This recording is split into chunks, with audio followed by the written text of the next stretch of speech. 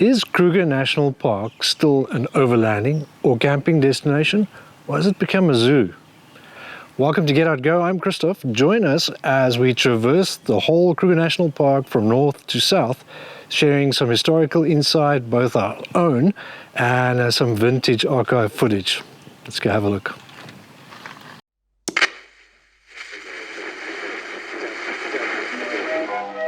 You're on your way to the world's greatest wildlife sanctuary, Kruger National Park in the Union of South Africa.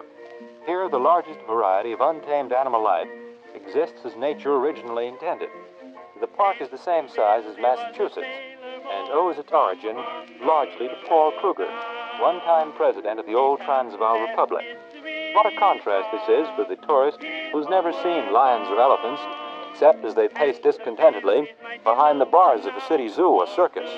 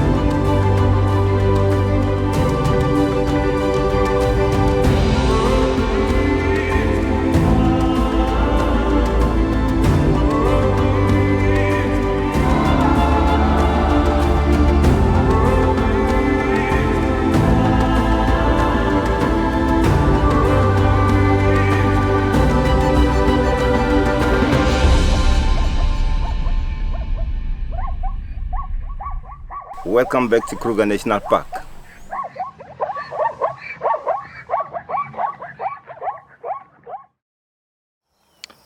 Welcome to a brand new adventure. We are on our way to Kruger National Park. We just said how's it to Heinrich and Marissa. You would have seen them in some of our previous episodes as we're in the area. We're at Zwaka Narco camp, which is really nice. Never been, so I will show you around just now. We just spent a week at the Umuya Kulula Wildlife Rehabilitation Center. We're in the process of shooting a wildlife documentary series, which will be available at a broadcaster near you soon and eventually on YouTube. So we will let you know when that goes live. This is a really good stopover, I think, on your way to Zimbabwe, to Mopani, to Kruger, or just to get away from the city. Really, really nice. Let me show you around. I really like these campsites. They are private, spacious, and you have views for days.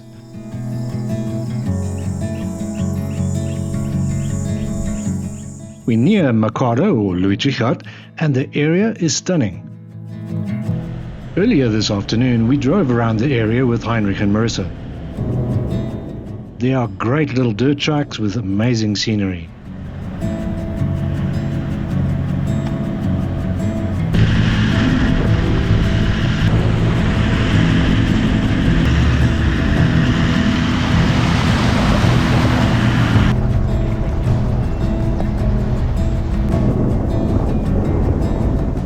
There are a few great spots to grab some lunch as well, so that's exactly what we're doing.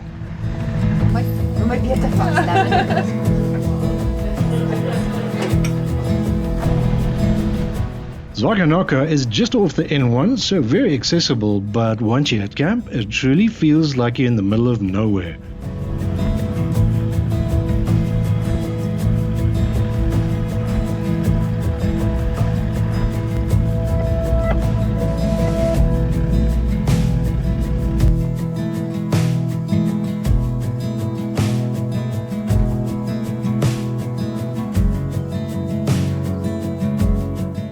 this is certainly a great way to start this trip.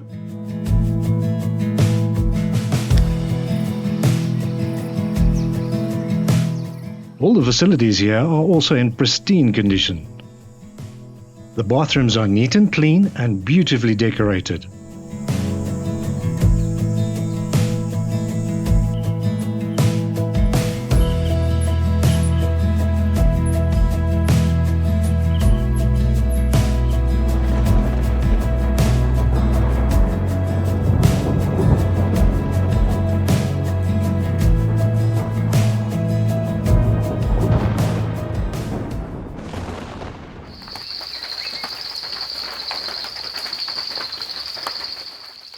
It's a nice morning for a sleep-in, but we're heading further north today.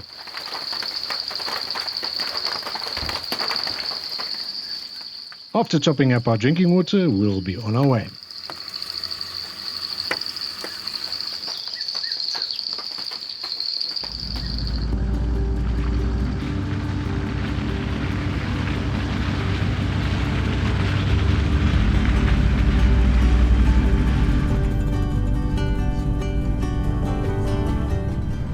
Good morning to a very wet Zwaka Narco campsite.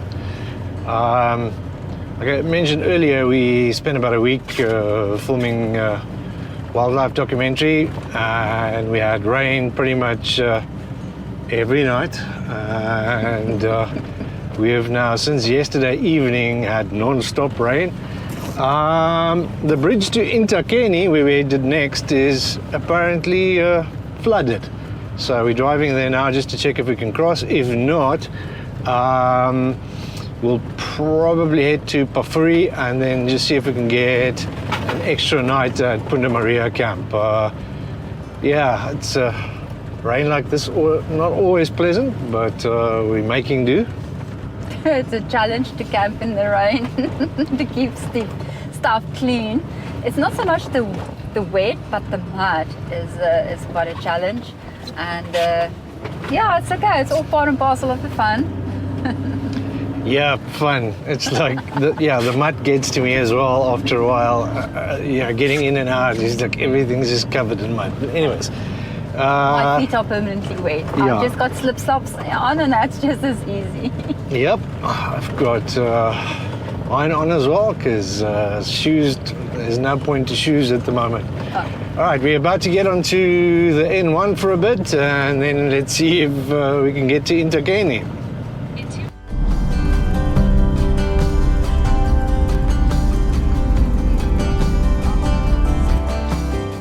It's a 174-kilometer, 2-hour drive to our next camp, Nthakeni Bush and River Camps. Then we head to Kruger, entering at the Pafuri Gate.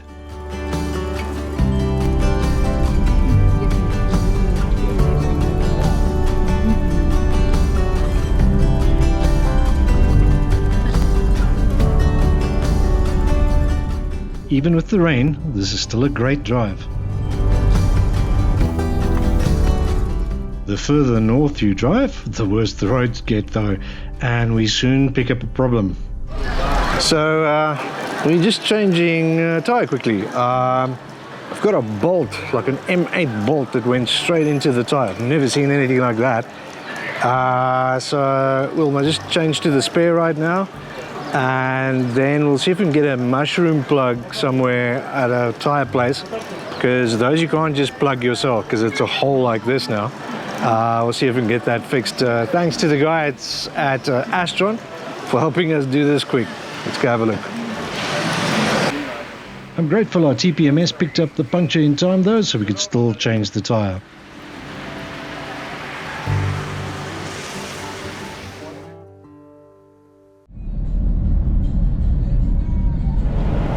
So thanks to the guys at Astron, we just did quick work of the changing to the spare. Oh yeah, it's like a M8, M10 bolt that's through the tyre. That's a new one for me. So we're just going to carry on with the spare for now. We're just inside Kruger, so there's nothing really rough. And probably stop at Palaborwa or something to just get a mushroom plug, because normal plugs, you'll need like 15 of those to plug that hole. So I'd rather just do it properly with a mushroom plug. It's still raining. Yeah, we'll have to see just now if we can cross this bridge to Nthakeni, because yeah, especially if there's a lot of water flow, I don't want to be messing with that, but let's see.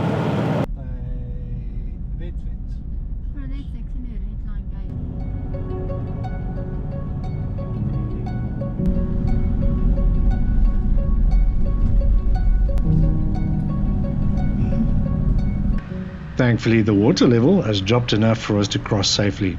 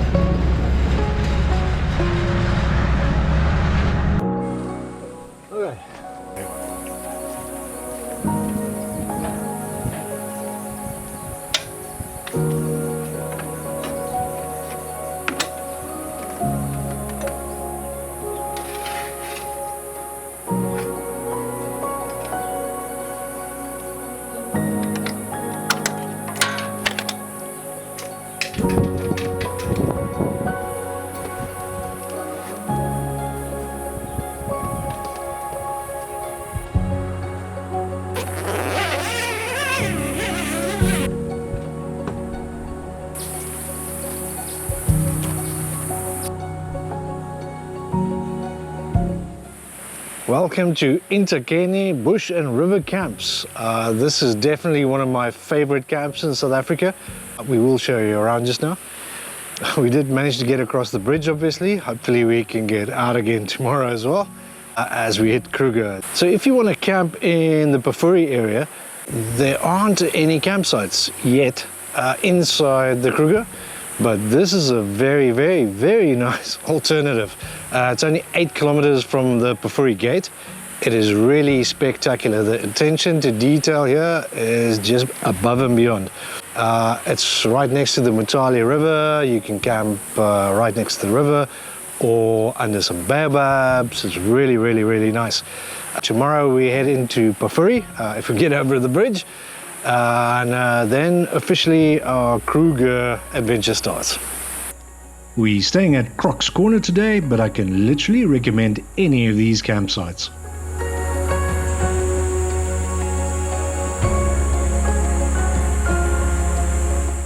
All the campsites are private and spacious, and it feels like you're camping in the middle of a giant forest. Camping beneath a baobab is usually pretty special as well. The kitchens and bathrooms are immaculate. You have flushing toilets and wood-fired hot water showers. There are lots of great little trails to explore on foot as well. So this is what we call locally a donkey, a hot water donkey. So this is a fire-powered hot water boiler.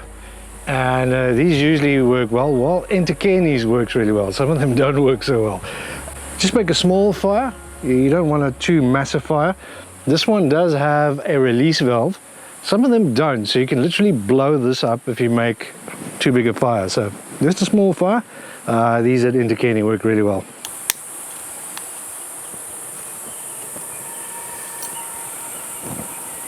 And by the way, this is a propane fire stick. Now, some of you have asked why this and not fire lighters. This is way more effective, especially if you're dealing with hardwood. A lot of our wood is hardwood. It's not like pine or cedar or anything like that. So this works really well.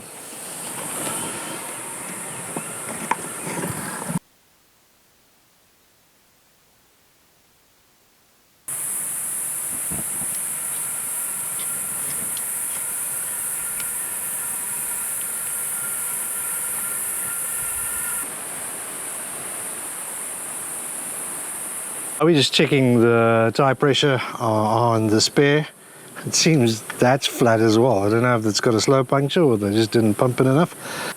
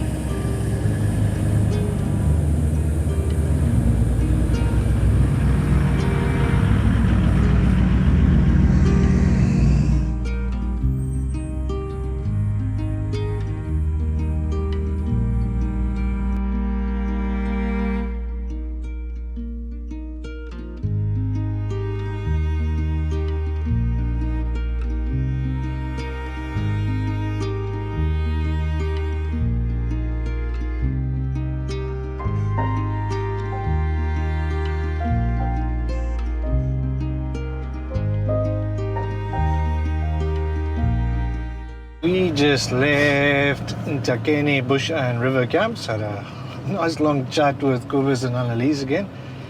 I cannot understate how much we like this place.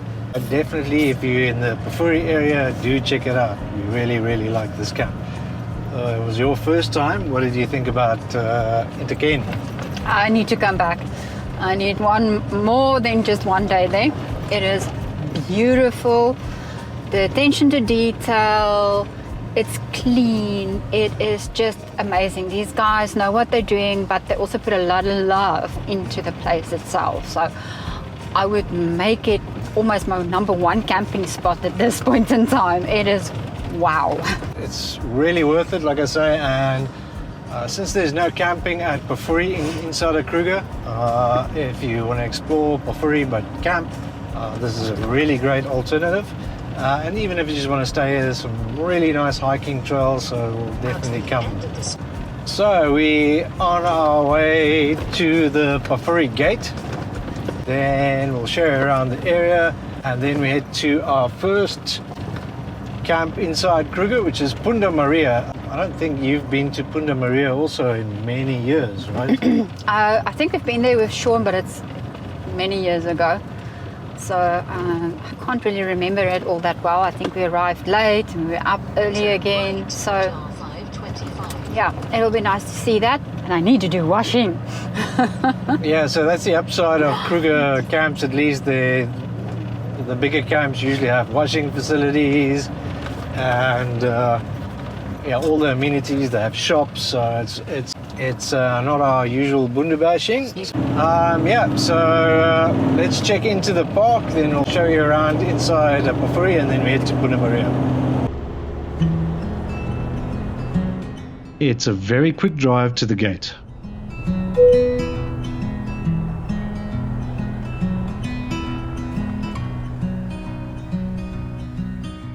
This gate hasn't always looked like this. It used to be further down the road, and the reception office was a caravan. The gate, as you see it today, was opened in 2004.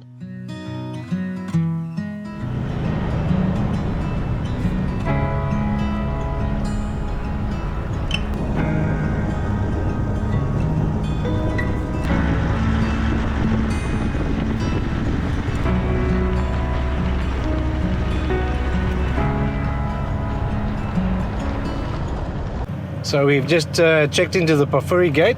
If you didn't know, Kruger usually has two sort of fee structures. One is for campsites, and then the other fees are conservation fees. You pay those even for a day visit. If you get yourself a wild card though, the cost of that goes down quite a bit. We've got one for a couple, for all clusters, what they call, which means we can go into any national park in South Africa and not have to pay conservation fees. and that just means some steady income for them as well, so I can highly recommend one of those. You can enter Kruger National Park with a normal sedan. You don't need a 4x4. There are also various accommodation options, so you don't have to camp if you can't or don't want to camp. There are some nice chalets and all sorts of lodges, you name it, it's got it. Alright, now we're heading to the Pafuri picnic spot. We've heard that some of the roads have been closed due to all the rain we've been having, which is no surprise. So we'll see if it's open. If it is, we'll show you what that looks like just now. We're heading down the H19 and then we'll stop at the Pafuri picnic spot as well as Crook's Corner. Then we'll continue south to our first camp in the park, Punda Maria.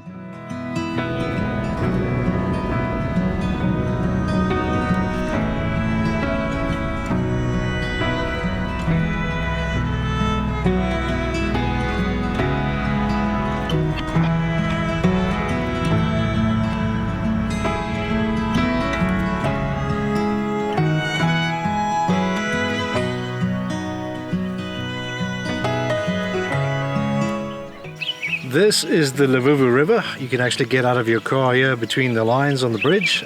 This runs all the way down to Makuya. Regular viewers would know that episode.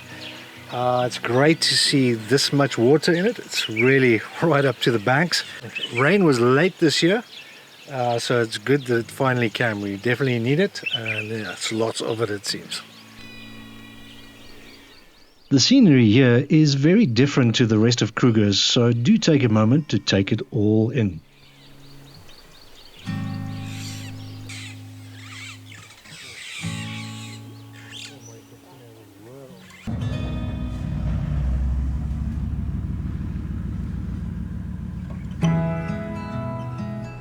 Unfortunately, both the S63 and 64 are closed, so we can't show you any of the sites. Do check out some of my older videos though to see the Pafuri picnic spot and Crook's Corner.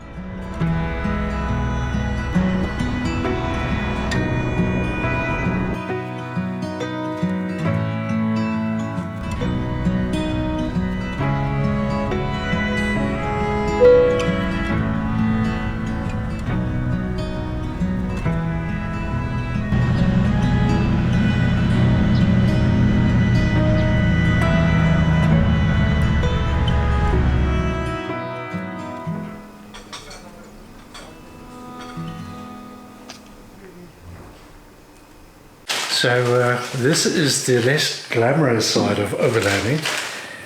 We've already been on the road more than a week now, haven't we? Yeah, we were filming this documentary series, so it's time for some washing. Fortunately, they do have washing machines and tumble dryers at the bigger camps in Kruger. It is a bit expensive though.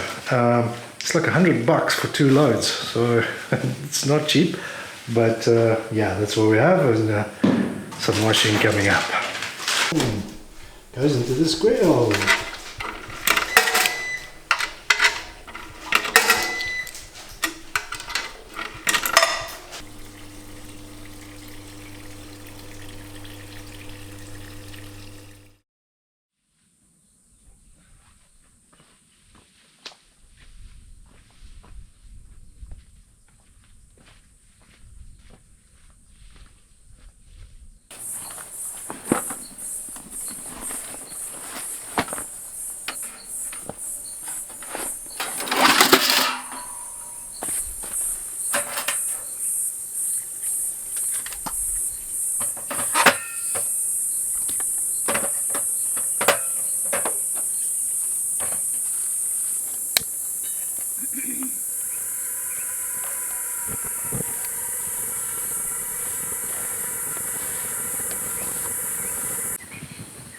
So we've just been washing and taking it easy. We've set up camp and we've got a fire going. At least the rain subsided for now, but it is cooking now. It's in the sort of 40 degrees, so it's hot. But at least we can have a fire once we're done with the washing here. We'll have a braai. For those of you uninitiated, that is like a sacred barbecue in South Africa. and like I said, just taking it easy. So first thing tomorrow morning, really early, we'll go out for a game drive. A lot of the loops, a lot of the dirt roads have been closed due to the rains, unfortunately. I think this is primarily so little sedans and rentals don't get stuck there, but unfortunately we can't go there either. So we'll see if some of those open up, or we see enough around the tar roads. We'll stay here another night. Otherwise we might head to Shingwedzi earlier. We'll see.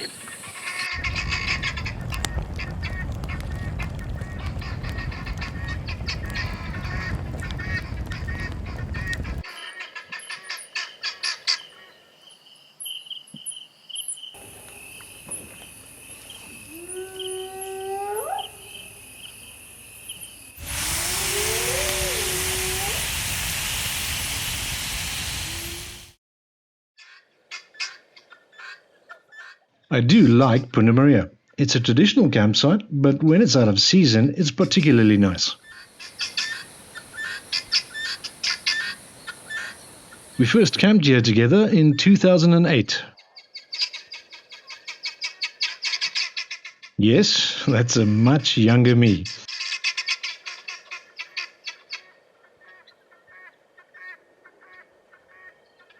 As you can see, it stopped raining and it is now cooking again. So it's like one extreme to the other.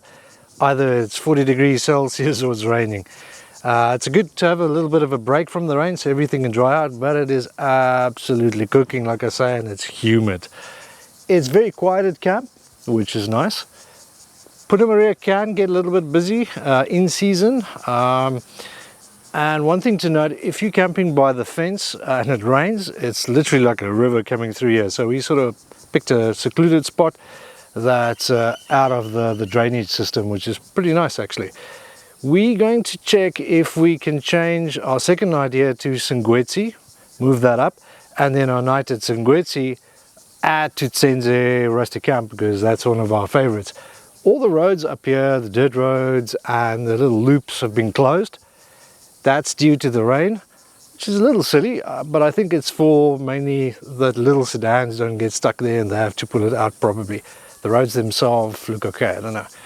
So let's go change that booking and then we'll take a game drive down to Shingwedzi. At reception you'll also find a restaurant and a shop. So basically we're moving. It obviously hasn't always looked like this though. Punda Maria, then called Punda Maria, was built in the 1930s. You can still see some of these very buildings here today. Punda Maria was originally part of the Shingwedzi Reserve, which was later incorporated into the Kruger National Park.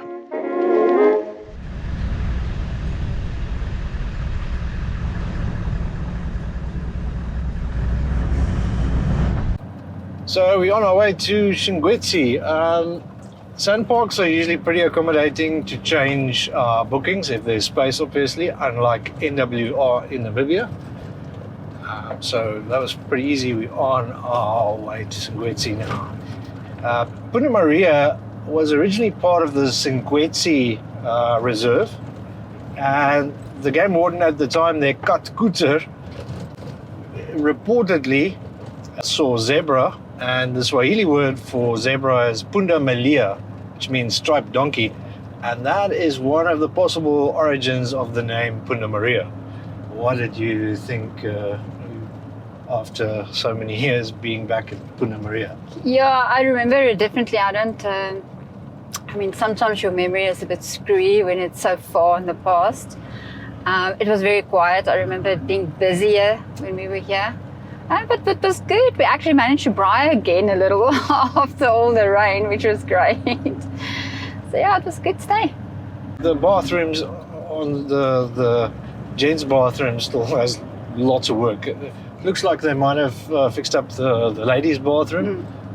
But come on, please guys, it's it's been like that for years now. So I think that could needs a little bit of maintenance and a lot of cleaning. Other than that, it can get really busy during peak seasons, but still one of the camps we really like. Shingwedzi is quite a bit bigger, I think. There's a lot more chalets and all of that, so it does get a bit more busy and day visitors, but also really like the area around that, so let's go check that out.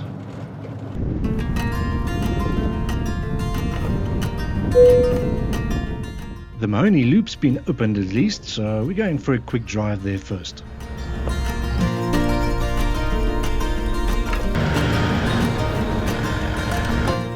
This is actually one of my favorite loops in Kruger.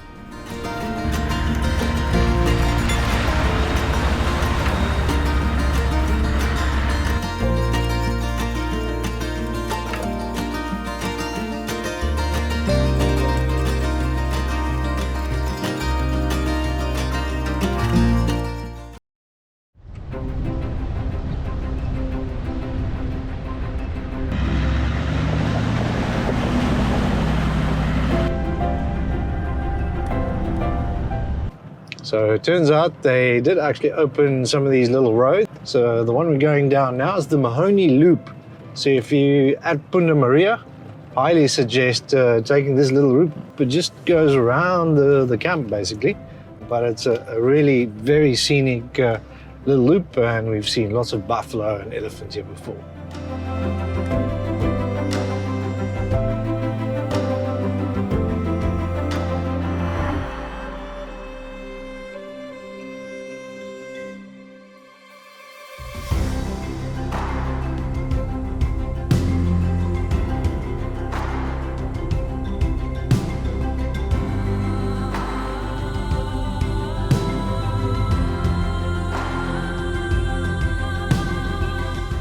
We're heading south down the H17, exploring all the little dirt tracks that are open on our way to our next camp, Shingwedzi.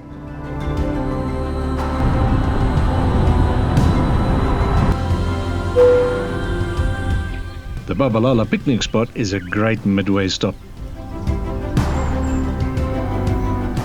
This is the Babalala picnic spot. It's a great stop in between Punda Maria and Shingwedzi. Have something to eat, have a coffee, get out. There's some nice bathrooms here, so I can recommend this as a pit stop.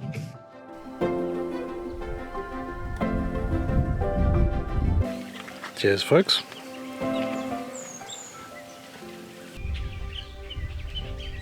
The boma surrounds a massive sycamore fig tree. It's quite a sight.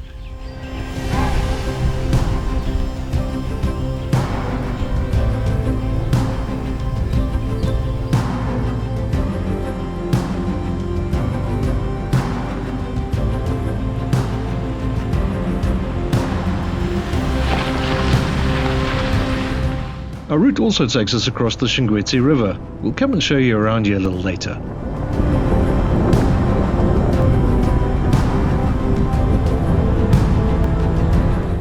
First though, let's check in at Shingwedzi's reception.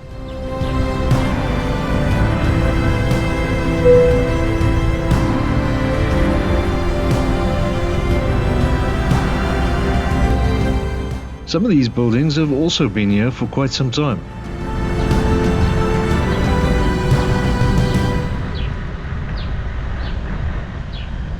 The then called Shingwedzi Reserve was proclaimed in 1903. In 1923 it was merged with the Sabi Game Reserve to form the Transvaal Game Reserve, which in turn then became the Kruger National Park in 1926.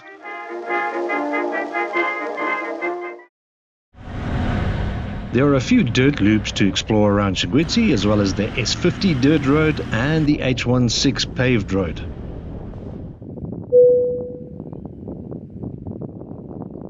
This is Shingwedzi Bridge, as I mentioned, and it's quite scary if you look how far down this is. The water came up yay high over this bridge. It's a nice place to stop. You are allowed to get out inside the two yellow lines. Most of Kruger you can't actually get out of your car. So like it or not, that's the rule, stick to it. But some areas like this you can actually get out. It's quite a nice view, and like I said, the water level is quite high. It can get up to this high, like we had in 2013, but this is just right. It's very nice.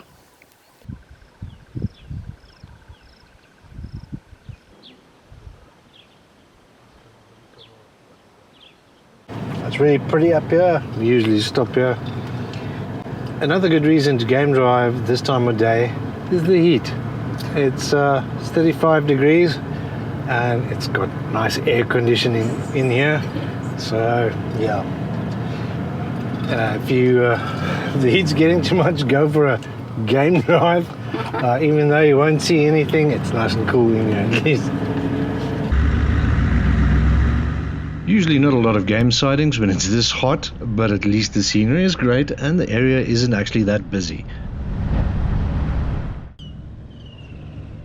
Being out of season, it's surprisingly quiet at camp as well. With so many options, it usually takes us a while to find just the right spot. How about you? Do you also take a while to decide? Let us know in the comments.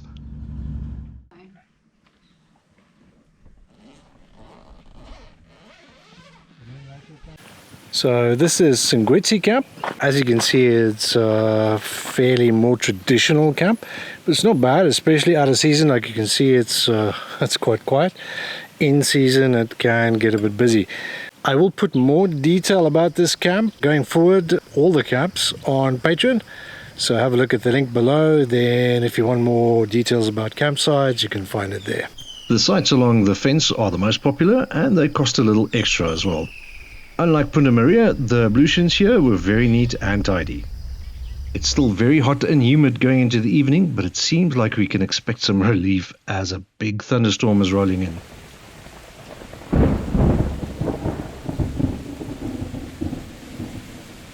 The next morning sees some drizzle and wind, but we're not complaining. It's cooled down considerably. Today, we're heading further south again.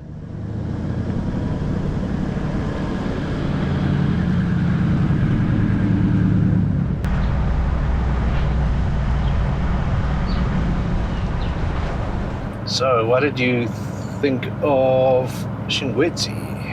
I liked it. It was nice and quiet. The bathrooms are amazingly clean. Squirrels are overfed. It was good. I'm so glad the clouds came in this morning because I actually fell asleep then only in this morning's hours. But yeah, I like Shingwedzi. Yeah, it's pretty cool. I think especially out of season, in season, I have seen it. It can get a bit packed, but still, even then, it's not bad. You're right on top of your neighbor, but it's fairly spacious. It's not as bad as Satara, so it's quite alright. So, Shingwedzi was part of, same as Punda Maria, the Shingwedzi Reserve that was established in 1903. This was done luckily as all the big game was hunted out. There was absolutely no elephants left in the area, so just as well they did. Not 100% sure, it seems, where the name originates from. It might be from Shingwedzi, which was a local chieftain, or Nyewetsi, which is Tonga for iron rubbing against iron. But yeah, later got incorporated into the larger Kruger National Park, named after President Paul Kruger. So a very nice area. I think what you'll see throughout this journey, each of these areas is very distinct, right? I mean, it looks very different from Punda Maria to Shingwedzi, just down to Mopani, where we're going next. Next, we're going to our favorite camp in the Kruger. That's Tsendze Rustic Camp. Well, you have to check in at Mopani, so we'll do that and stock up on anything we need, and then we'll head that side. We'll probably do some game drives because we're probably too early to check in. There is rumored to be a new campsite coming soon around the Pafuri area, which would be great because there's no camping at the moment. That'll be done in the same style as Tsendze, which is rustic. There's no power. The campsites are well separated. It's very natural feel to it. So that would be amazing. I've seen some paperwork for environmental studies, whatever you use for sandparks. If you're watching, yeah, please open that campsite. That would be amazing. Right now, we're heading down to Mopani. It's about 50 kilometers drive. We will probably take some of the dirt roads. We'll see, and we'll take you along the way. It's a 52-kilometer, hour-and-a-half drive down the H16 to Mopani, where we'll check in, and then a short 15-minute drive to Tsendze.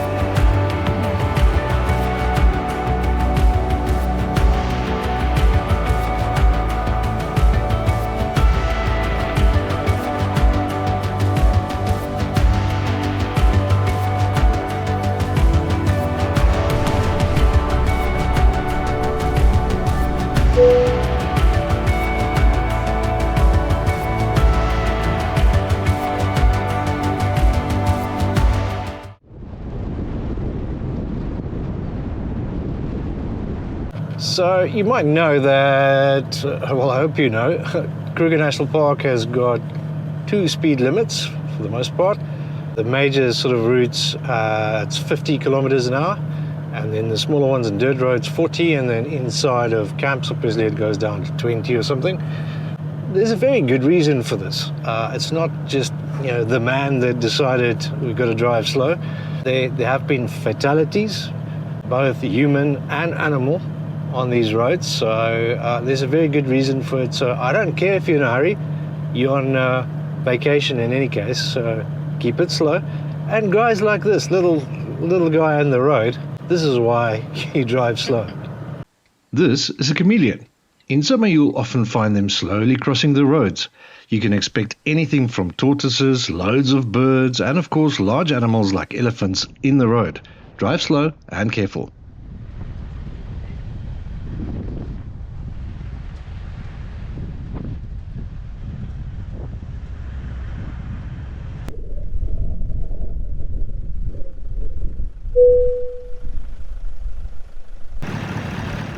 Tsendze has a manual gate that guests have to open and close.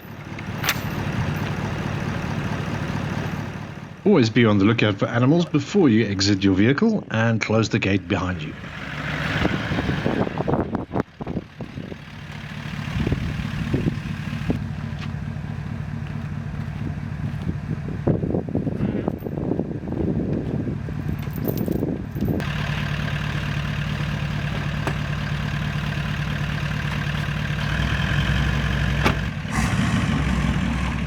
We're going to set up camp, and we also have some friends arriving later. Mopani has only been around since 1992 and Tsendze even less. In olden days, guests only had the Shao picnic spot for a pit stop on the long drive between Shingwedzi and Letaba. Tsendze was only opened in 2006, but we've camped here many times.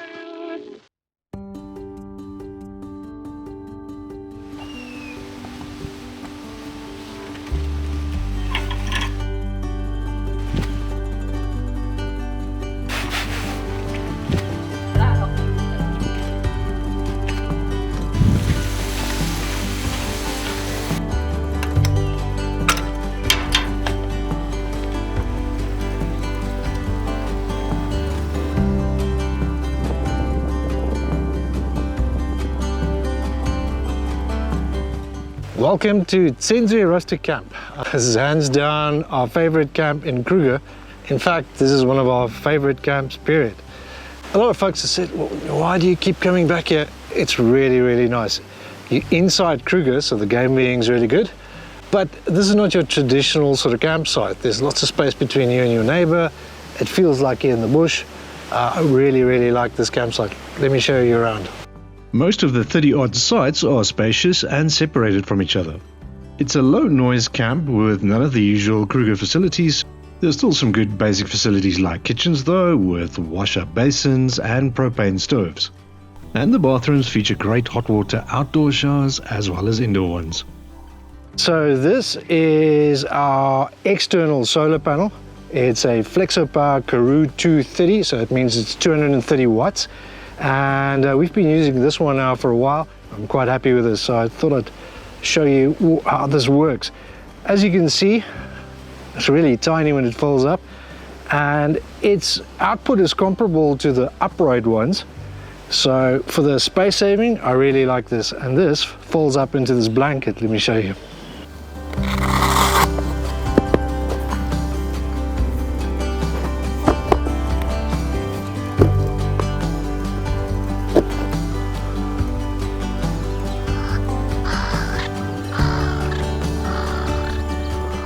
Looks like our friends Heiko and Terusha have also just arrived.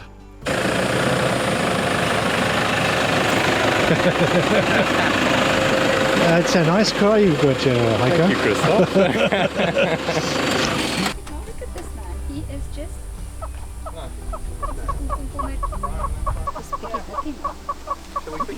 It's very professional over here, right? Yeah, I think yeah.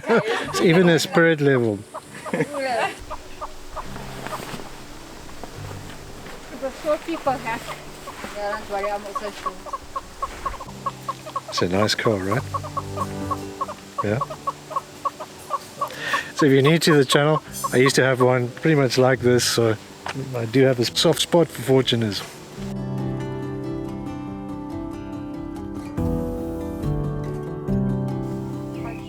We've been on the road for a few weeks already, so it's great to have some good company. We spend the rest of the afternoon catching up in this amazing camp setting. Maybe because people don't really like understand them, and they look at them and go, "Ew, I don't." Exactly. At night, Tsendze comes alive with the sound of the resident Skops owls and even the occasional hyena, lion or hippo call.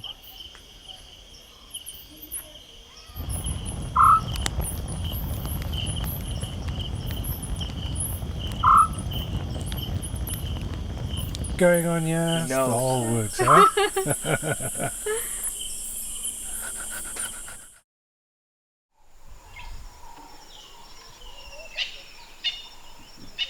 It's the weekend, so we're not up too early. It is time, though, for our first game drive in the area.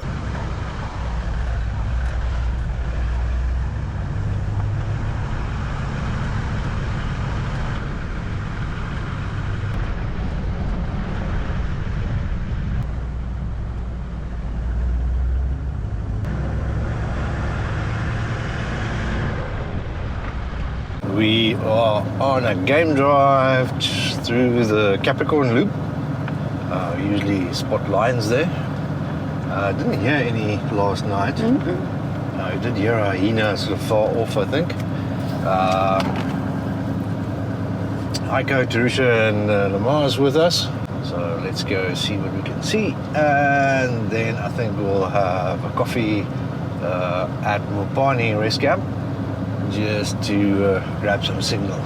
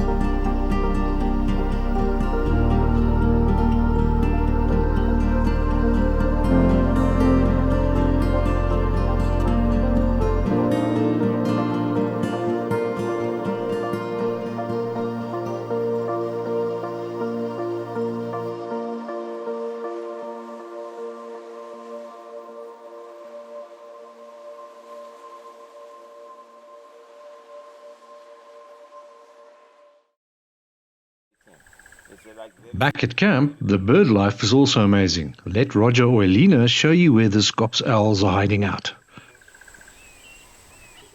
You'll no doubt see lots of other birds and small critters around camp as well.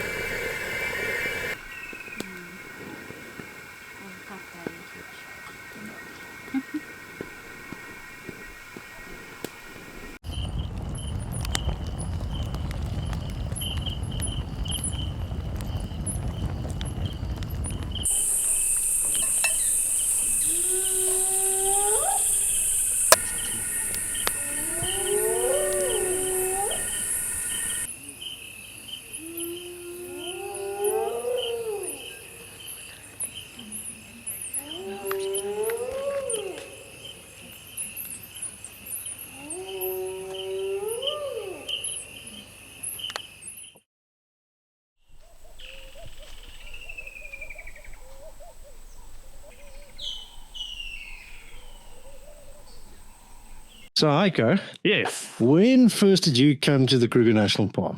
I only recently started coming, to be honest. I used to go camping as a kid all the time. But I've probably only started overnighting in the Kruger maybe 5 years ago. Okay, cool. Yeah. Would you recommend that to other folks? And Oh. why would you recommend that? Absolutely. I think just the size of the park alone is something that just, it's very intriguing. That should be a big draw card. I mean, the size of the park is roughly the size of Israel, right? 350 kilometers long, 60 kilometers wide of just pure wildlife. And I think the amount of sightings that you can see here is absolutely phenomenal.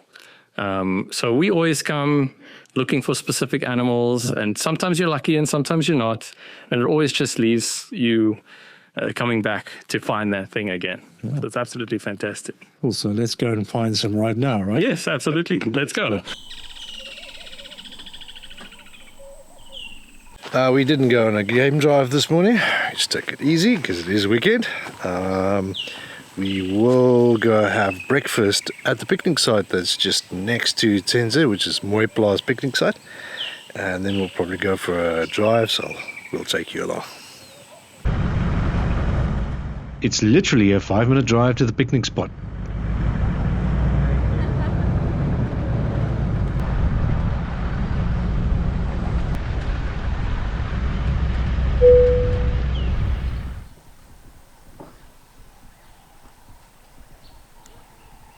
So this is Moipla's picnic site.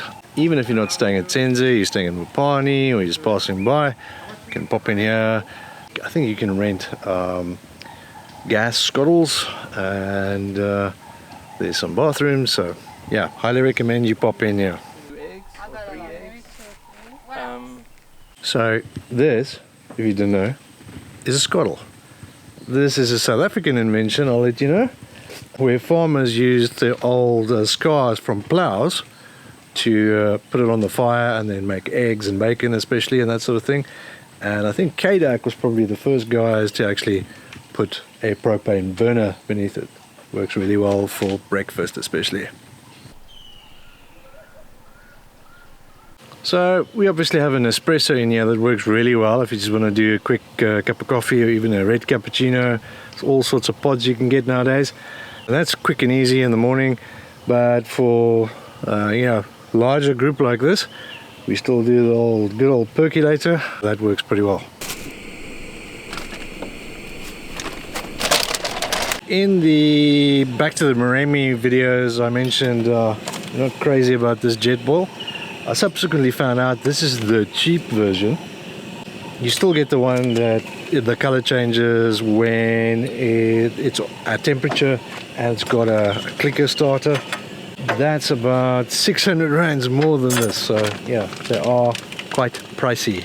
We mostly use it to quickly boil water for tea when we're on the move. It is expensive, but it boils quick. As I mentioned, you can rent these at some of the picnic sites, which is great for breakfast. Yes, fine, and then just milk.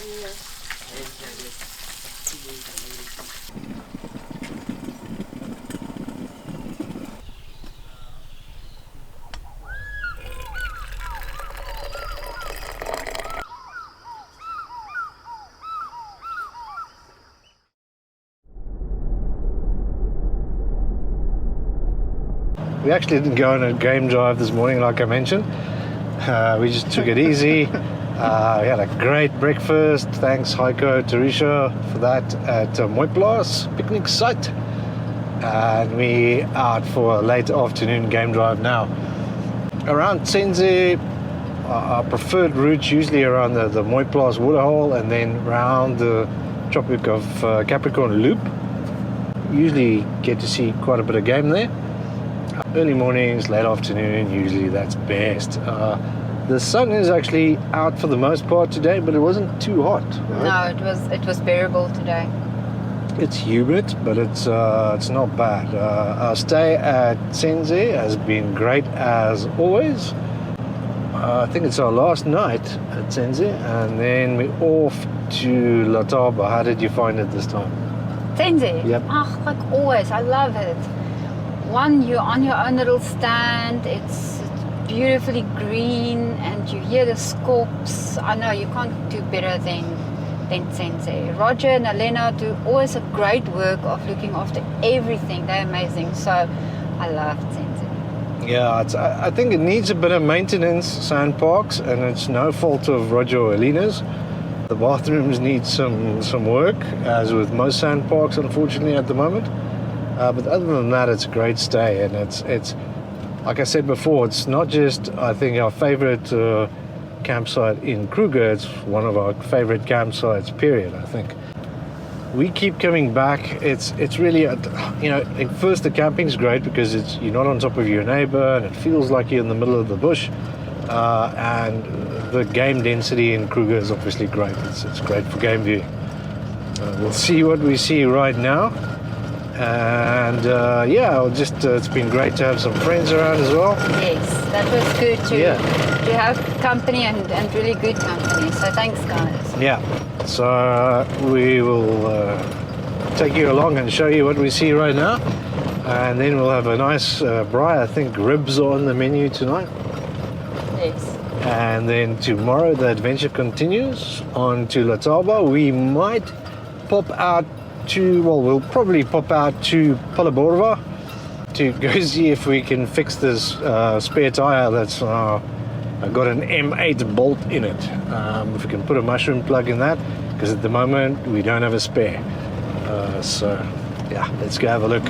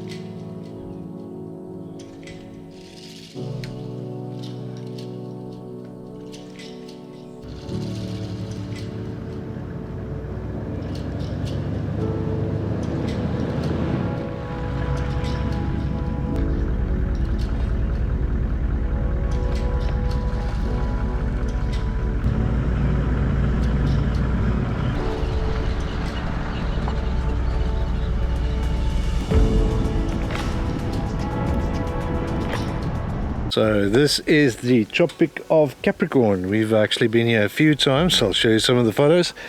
And we've actually stopped along the Tropic of Capricorn in a few countries. I think a pretty cool trip would be to do all of them: South America, Africa, Australia. That'd be pretty cool.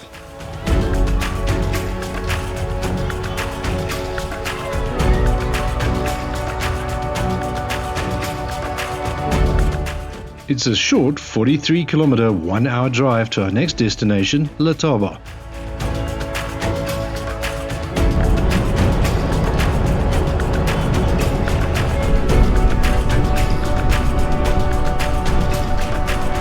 Heiko, Teresa, and Amaz on their way home. Thanks for the great company, guys, and all the meals. Much appreciated. We're very fed by them. Yeah. So much. Yeah. We stopped here at the Tropic of Capricorn, and we are now on our way to our next stop, which is Letaba. And then we'll stay there one evening. Then we'll move on to Satara for one evening, and then 2 evenings at Marula and Pretoriuskop, and then the Voetpadkloof. We saw a lot of elephants this morning, so I'll show you some of that. And lots of babies. Yeah, lots of baby elephants. Elephant numbers in Kruger and in southern Africa in general are a bit concerning. They are high. So that's something we will discuss in our documentary series, so look out for that.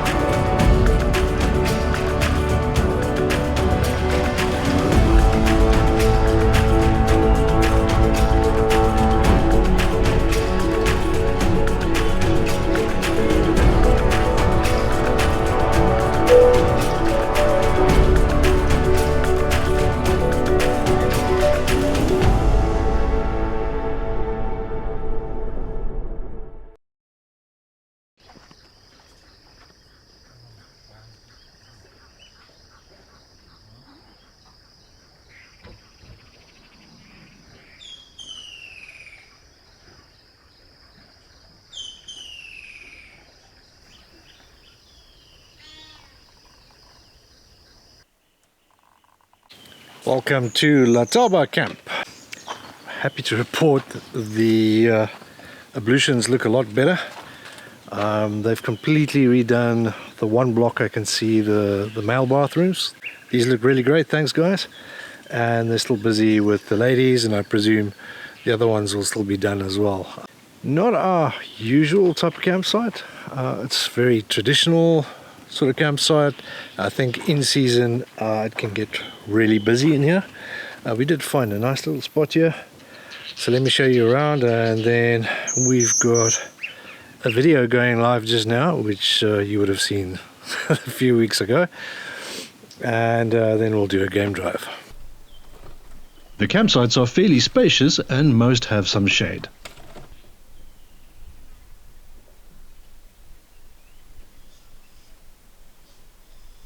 There are kitchenettes with hot water, wash-up basins and electric stovetops. The bathrooms were neat and tidy at the time of this video.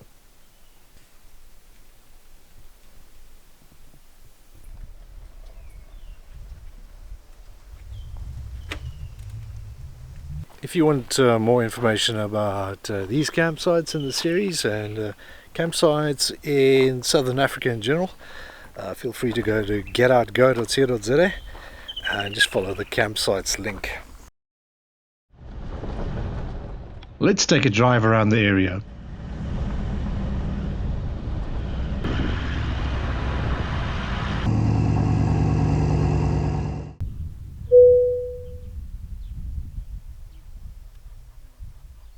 So this is the Letaba bridge, that's the Letaba river. We usually stop here, you can get out between the yellow lines, and we've taken a few shots here before, so I'll show you some of those. I can't believe this was 17 years ago.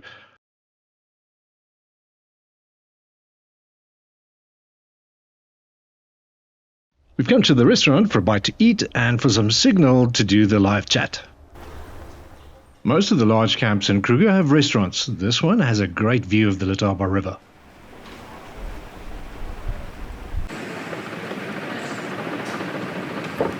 So we're on our phones because we're live with you guys.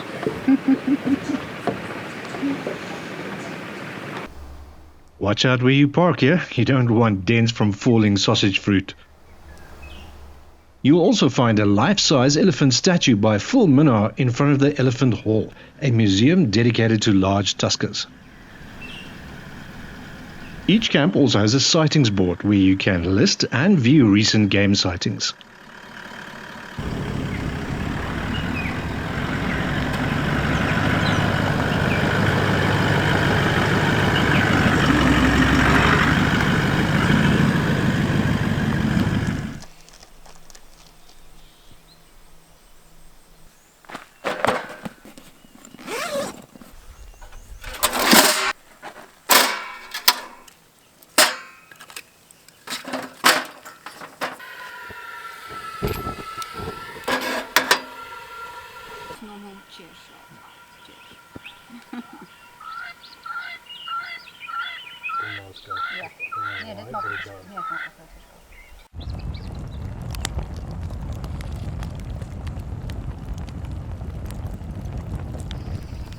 Another tough day in Africa. At camp is also where we usually pore over maps. Where should we go next? Give us some suggestions in the comments.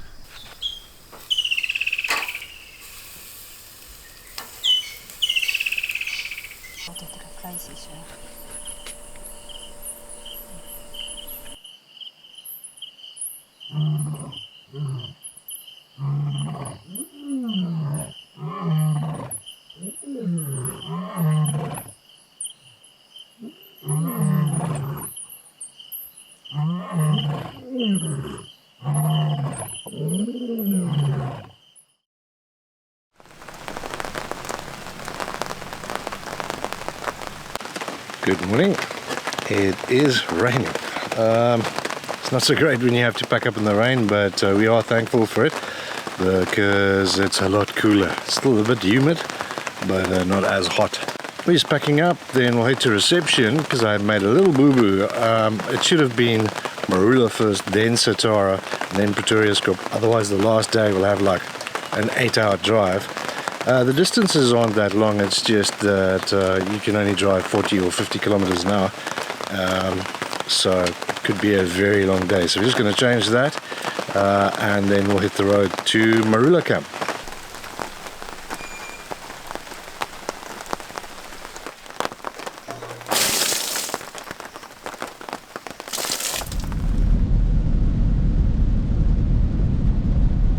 It is very wet. I don't think we're complaining about it though, because yesterday's heat was immense again. Still a bit humid. Very. I think that's one of the reasons we chose the setup we chose. Even in the rain, it's literally like a minute and a half, 2 minutes stop to close everything up and you're on your way again. So that works really well. Yet it's still comfortable enough to live in, pretty much. Like I mentioned earlier, I did make a little mistake on the booking. It's supposed to be Marula before Satara, but they're offline now, so we'll see at Satara if we can change it there. Otherwise, the last day is going to be a long drive. I don't think we're going to see much game today if this weather continues. I hope comes. Yeah, I don't know how hope we're going to comes. film them, but hopefully we see them. Yeah, so we'll see. Yeah, enjoy the ride with us to Satara.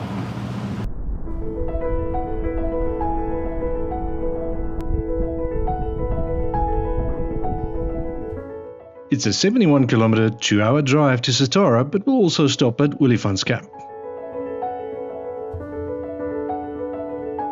Then we'll head west to our camp for the next 2 days, Marula.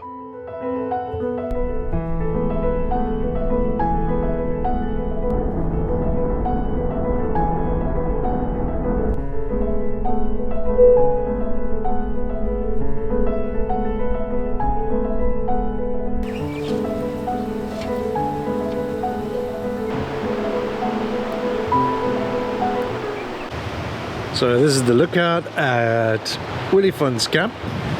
Olifantskamp is all chalets and a little bit more luxury stay, so we're not staying here. It does have a satellite camp called Baluli, which is small. It's not bad, not one of our favorites though. It's a great place to stop over to have a look at this view of the Olifants River, especially in flow like it is now. So yeah, I thought I'll come grab a coffee. And special thanks to Una at the reception here that sorted out our bookings. Really great, awesome, friendly service. Thank you very much.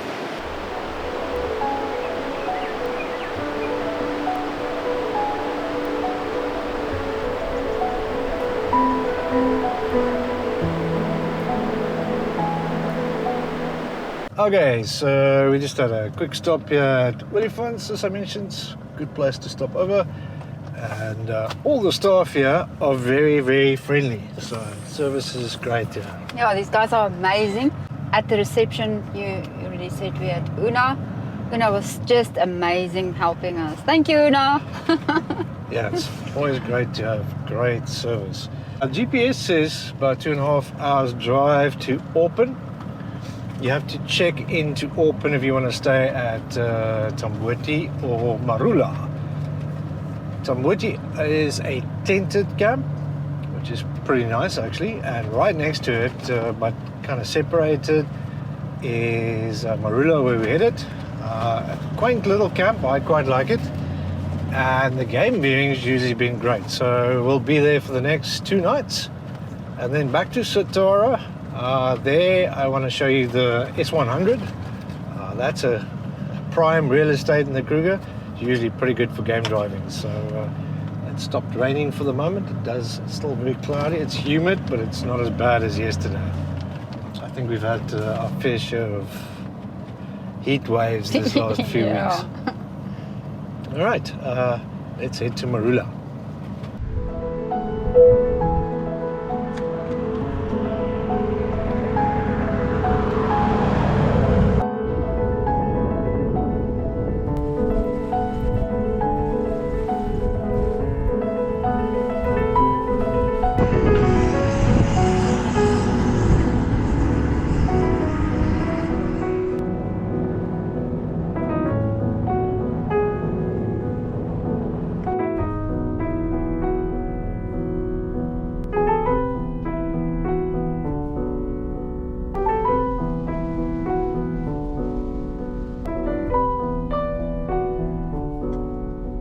So is it still worth coming to Kruger National Park? We really like the likes of Tsendze, so if there were more of those sort of camps, we would obviously visit those. And especially the big camps like Skukuza, Satara aren't my favorites. But some of the game viewing around Satara especially is great. So, and I think out of season, it's not bad. It's not been bad. It was great to see Letaba actually, maintaining their bathrooms. That's a good sight to see. I think we'll answer this question ultimately at the end of the series. But for the moment, we've been having a great time. Even though it's traditional sort of campsites and you consider this very commercial. We haven't seen any crowds. Game viewing's been good. The camping's been good. So for the moment, I think, especially if you're out of season, it's not bad at all.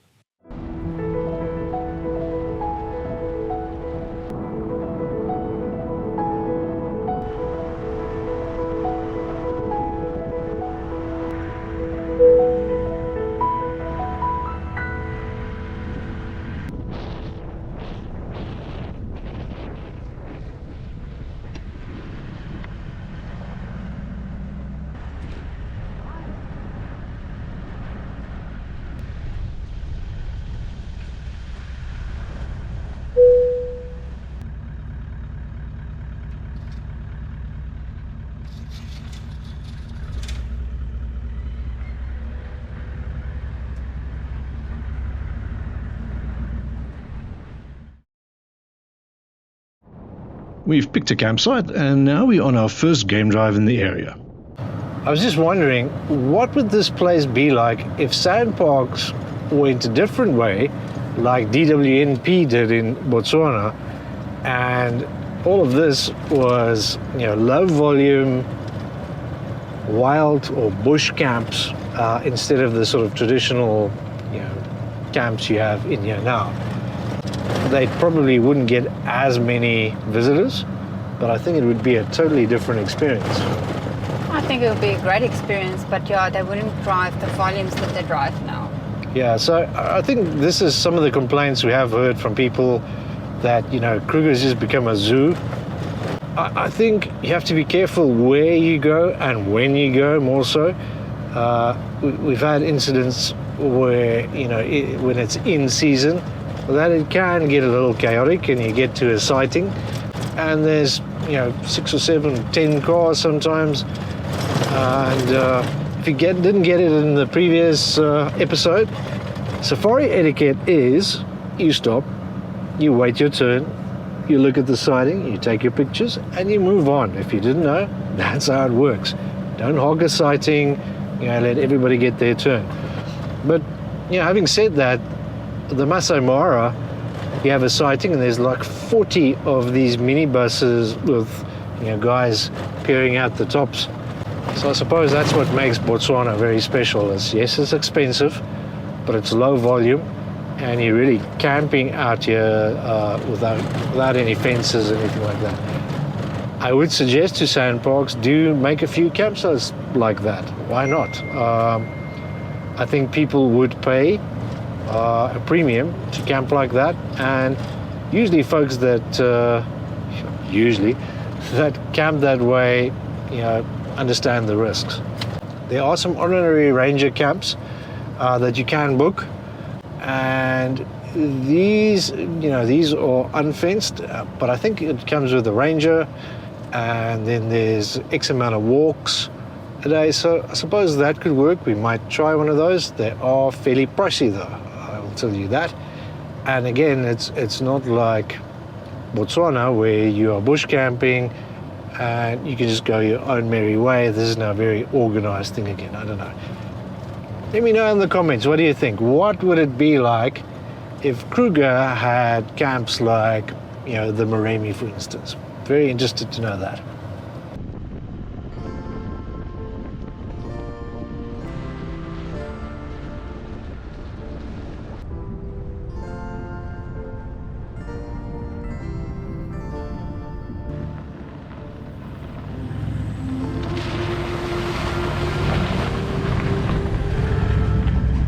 We're on the S106, I think. It's a dirt road. Not seeing much. We are looking for wild dogs. There were sightings yesterday and today in this sort of area, so we'll probably work our way back down the H7 and see if they are still around. That's probably one of our favorite sightings. We have seen them twice, I think, in Kruger, and of course that one spectacular sighting we had on Sunday Pan in the central Kalahari.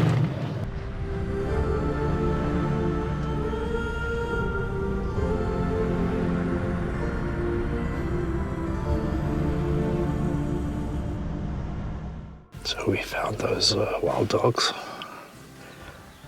They're just here on the S107. There's one that looks sick. Unfortunately, it looks like some other neurological condition or something, and it's moaning. I don't actually know if they intervene with these guys because they're endangered, so highly endangered. Usually I know you don't intervene. I don't know if there's an exception with these guys, so we will check with the rangers when we get back to camp, and we'll let you know as well, obviously.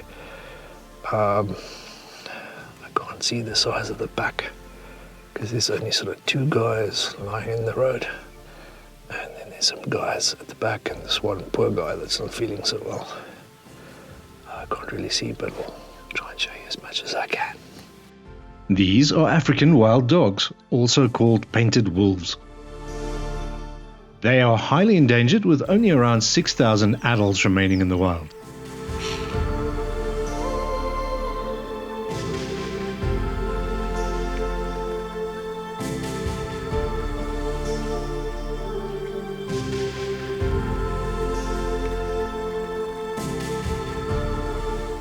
You'll see the alphas in the pack have radio collars, so researchers and rangers can track them.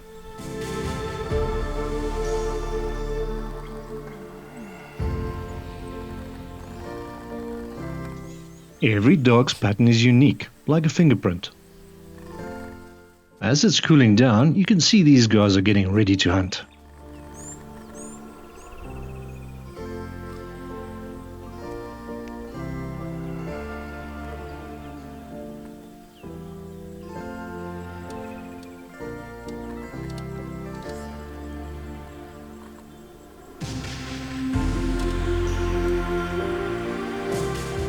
This poor guy seems to have something stuck in his throat.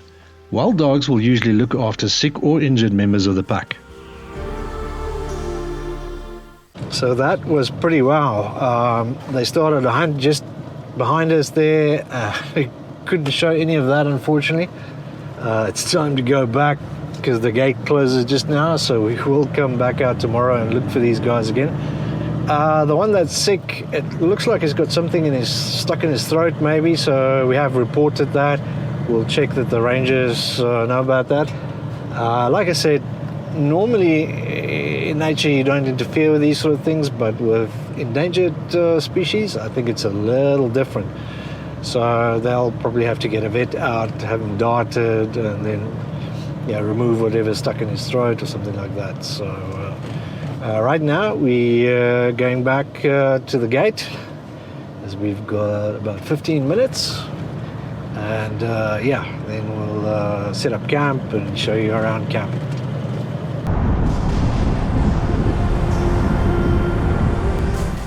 We ran into the same pack just further down the H7.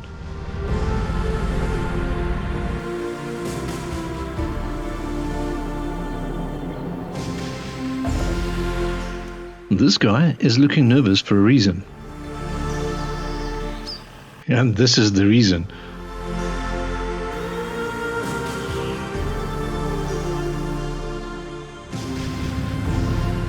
I really like this little camp and the surrounds.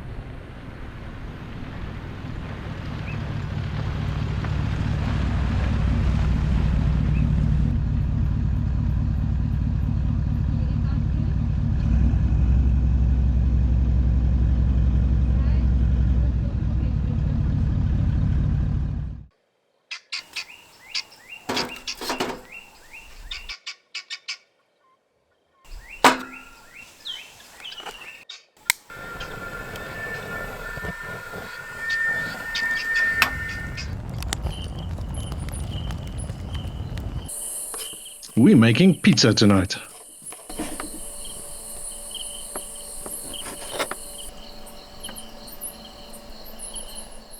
It's pretty easy to make in the Dutch oven, and you can use leftovers, which is great.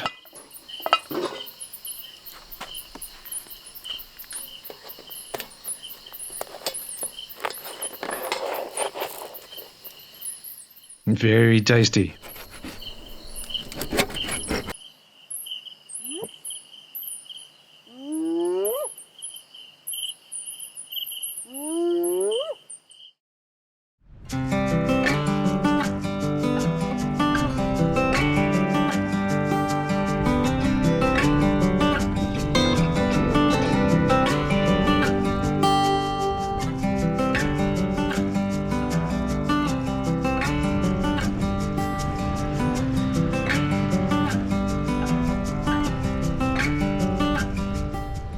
Good morning. We are heading out. Vanessa's not feeling so great. It's like having some sort of allergic reaction. So if that doesn't get better, we'll head to Skukuza. I will talk a little bit later about emergency comms, because we seem to be finding ourselves in a little bit of a predicament with that. So I will discuss the options there and some of the pros and cons of all of those.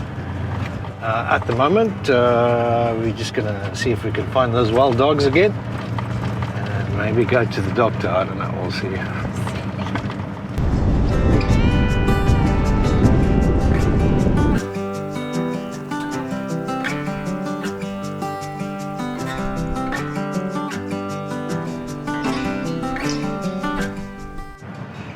So we haven't found those wild dogs yet. We just stopped at Orpen, grabbed a coffee for Marula and Tsendze. Marula being the campsite camp and Tsendze tented camps. You have to check in at the Orpen gate. Now this area derives its name from the lady who originally donated the land here, which is Eileen Orpen. It's sort of mixed of grassland with some trees.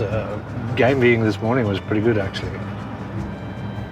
I think we found what caused the allergic reaction. It might be the Mositec or Malinol, called Malarone sometimes. It's a malaria prophylaxis, which hasn't been a problem before up till now. But you're feeling a little better? Getting there. So yeah, it's like I said, we'll talk about sort of emergency situations and especially emergency comms a little bit later on. Right now we're going to the Nthakeni Dam, which is almost at Satara. Just sort of working our way there. I'll show you that. And then tonight's our last night at Marula, and we'll actually sleep over at Satara tomorrow night.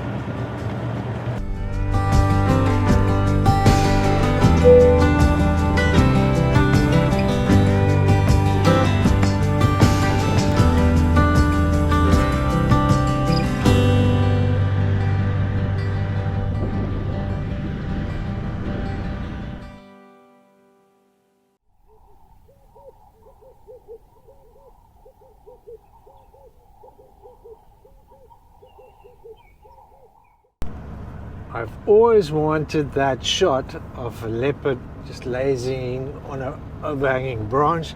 We stopped here at the Nthakeni Dam, just outside Satara, and as we stopped there, the leopard got down the tree and got into the grass. So yeah, you win some, you lose some. I was very thankful for the one shot we did manage to get though.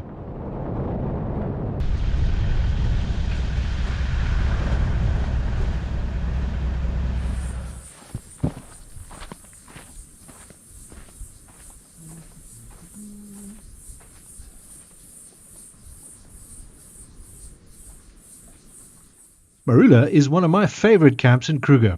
I think it's very underrated.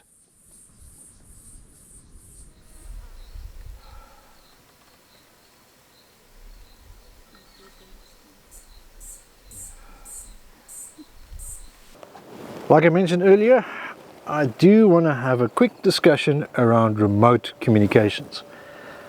I've always been an advocate for having remote comms if you're off-grid, and especially if you're solo in some of these locations we go to, but I'm stuck with a little bit of problem. Right here I've got 3 different satellite messengers and PLBs, so personal locator beacons, or what's otherwise called as the SOS function. I'll talk you through our history with these, our personal history, and then some of the problems I found, and then I'm looking for guidance, I'm looking for opinions, especially first-hand accounts around remote communications. I've decided to put this in a separate video. You can find the link in the description below. We will be doing a full video on overlanding insurance with Ream Insurance Brokers and their Tough Stuff product. Part of that, you also get optional satellite phone rental. So rental might be the way to go, especially if you don't do this, you know, the whole time. It's just on and off. That might very well be the way to go. And then more importantly, we want to look at what do you actually need insurance-wise for overlanding, especially if you're going across border. You know, there's lots of nuances to small print. You know, what products are there, what to look out for, and so look out for that video. That will be coming soon.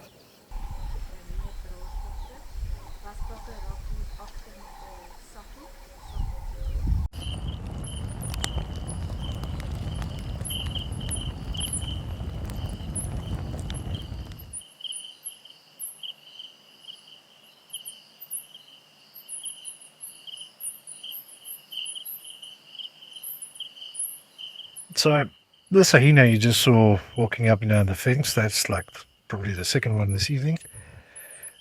It's not scared of us, not because of the fence, but it's been habituated by people feeding them. So if you're here, even if it's fenced, do not feed these animals.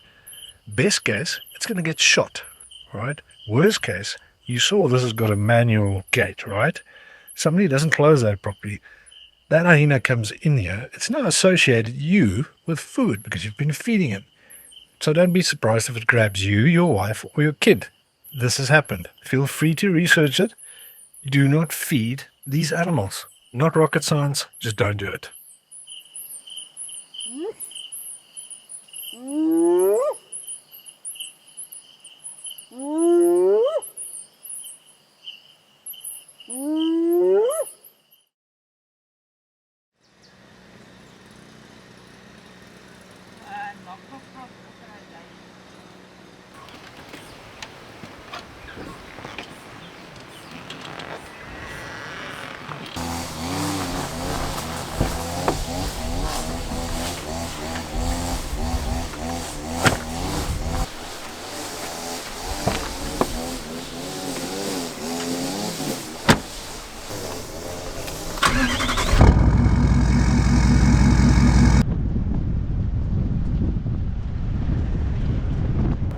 We've just left Marula camp. What did you think about Marula? No, I like Marula. I think that's a few days stay. It's very much like Tsendze. Tsendze is still the best. But I like Marula. It was good, and the sightings are great around this area. So yeah, I think we should come back here again. Yeah, I think it's... we're going to Satara now. So I'll obviously show you what that looks like. Must be honest, it's not one of my favorite camps, especially when it's busy. Whoa, it's like, you know, you literally guy ropes are crossing from one campsite to another. It's a bit tight, I think, but the game viewing, as you said, is pretty good down here. But I think Marula is a lot more up our alley. It's still in the same sort of area, and the camping is just a lot better. Like I said, we off to Satara. We'll check in, maybe have a little sneaky breakfast, and then show you around the area. Vanessa got a little bit sick, like hectic allergic reaction. We've never had an issue before, but I think you can obviously build a tolerance for these things, or intolerance I should say. So yeah, so no more Mozzie Tech for you. The alternative obviously is something quinine based like meflium or mefloquine. Do consult your doctor. I'm not a doctor. So if you're traveling in malaria areas, consult your doctor or consult a travel doctor on options around prophylaxis and pediatric prophylaxis for kids, because it's different for kids and the dosage is different. So please talk to your doctor. Or tonic and gin. Or gin and tonic. So if you didn't know, the original tonic has quinine in it. I don't know if they have it in the store. I doubt it. So, especially in Dutch colonies, this stuff is atrocious. It's bitter as hell. I thought, well, what better than putting alcohol with that to make it bearable? So that's where gin and tonic comes from.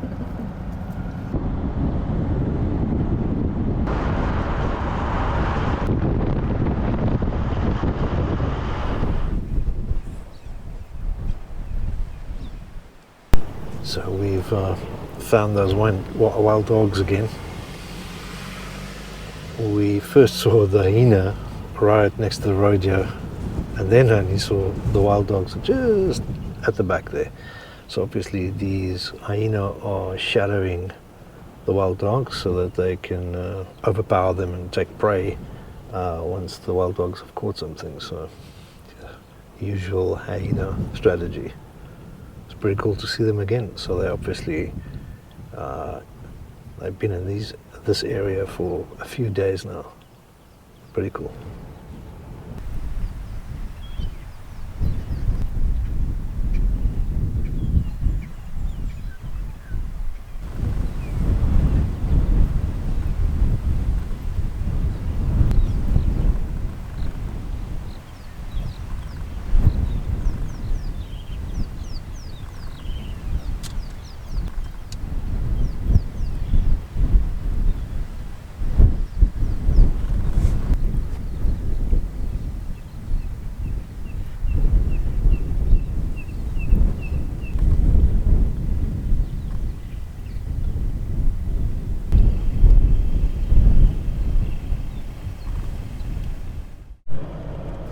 So it was great to see those wild dogs again with the hyenas there.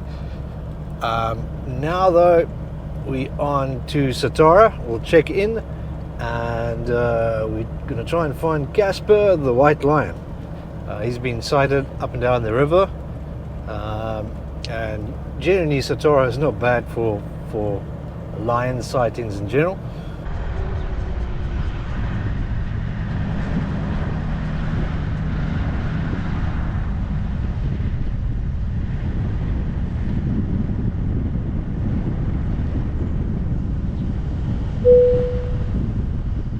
Right now though, we're just going to check in at reception first and then top up on some diesel.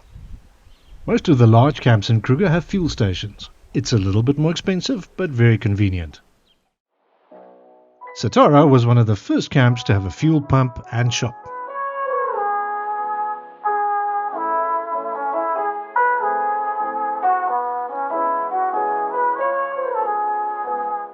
You can still find some of the older buildings like this old gate here.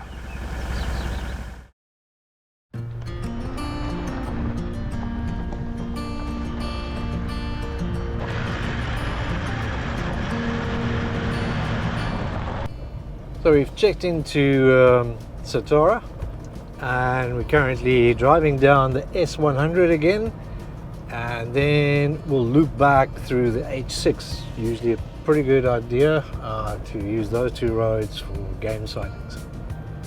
You might know Kruger National Park is named after ex-President Paul Kruger, who was instrumental in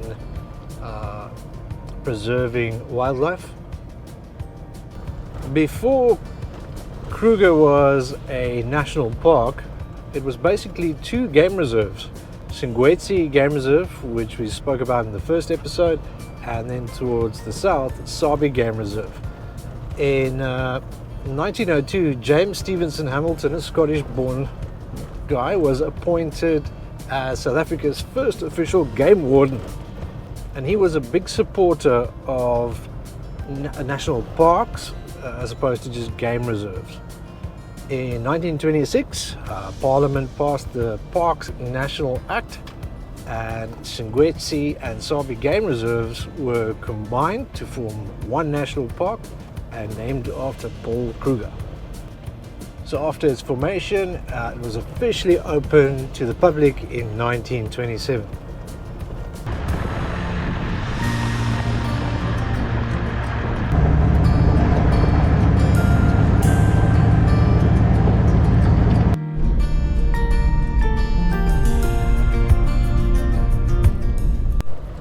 Been about an hour on the S100 and going on to the H6, and we have seen absolutely nothing. That's game drives for you, so we'll keep looking. We'll stop at the Sweeney Hide. It's a bird eye, quite a nice bird eye just now, and work our way back and see what we see on the H6. Hopefully that's where everything's at.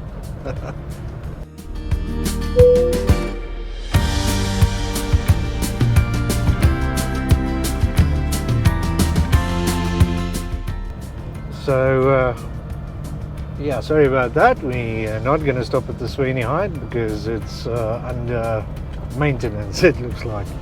So at least they are doing maintenance.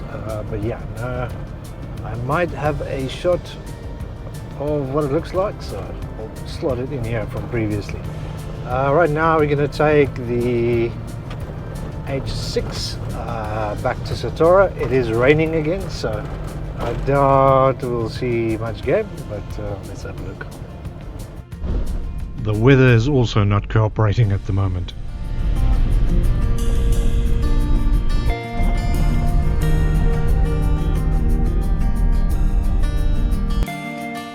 It's still a great drive regardless.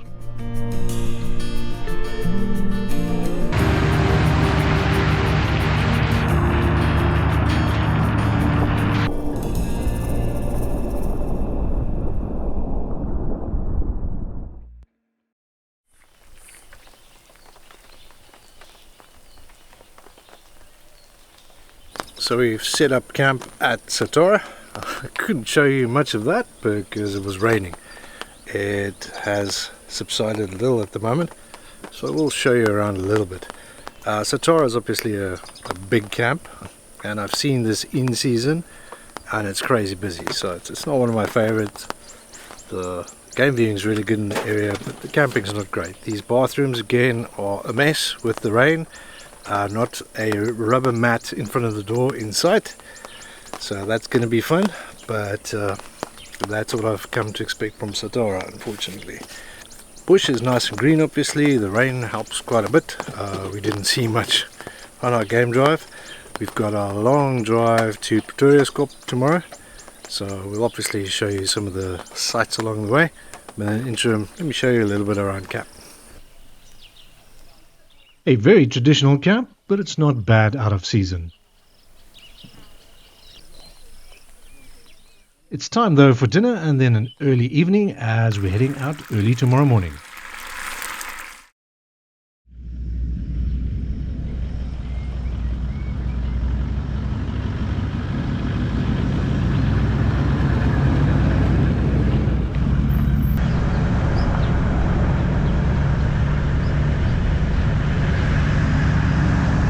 It's an early morning. We're driving all the way down to Pretoriuskop. If you don't stop, it's about 3.5 hours, I think, but obviously if you see game you will stop, so sort of count on 5.5 hours, I think. That will be our last camp inside Kruger. You can go further south to like Malalan or Crocodile Bridge for our last camp, though. We're going to the Voetpadkloof, so it makes more sense going via Pretoriuskop. We'll exit the Pabeni gate. I don't recommend actually using the Numbi gate. The Numbi gate's right at Pretoriuskop, but the locals get rowdy there often with burning tires in the road, and there's been some carjackings, all sorts of fun. The not so nice side of South Africa. Satara, okay, I've mentioned many times, not one of my favorites. The game viewing is really great here. but I'd much rather stay at Marula and drive up to the side.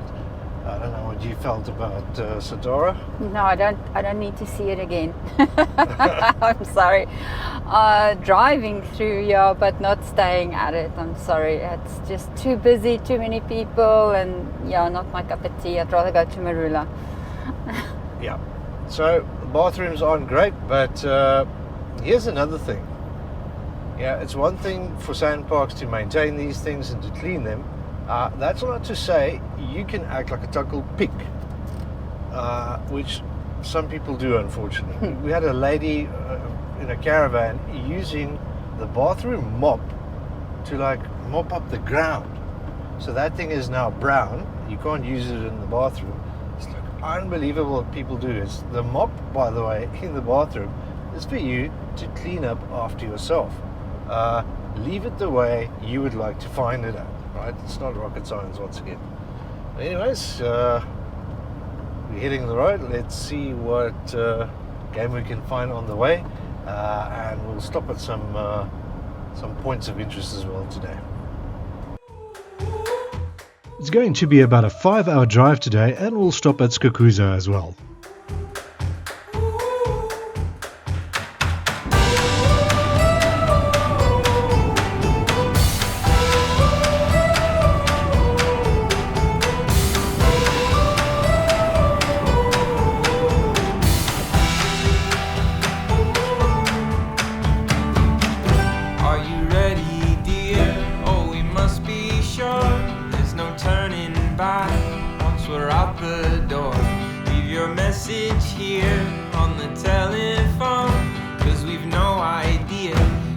Coming home, any place we wander to, any season we go through, I'll be fine as long as I'm with you heading home. Just going to stop at the Chokwani picnic site just now. There's a nice little store, there's a restaurant, and obviously picnic facilities and a bathroom. So take a quick break and then we'll hit the road again.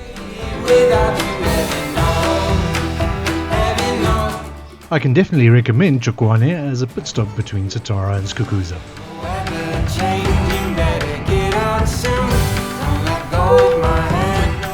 These are the Kruger tablets, a memorial for the establishment of the Kruger National Park.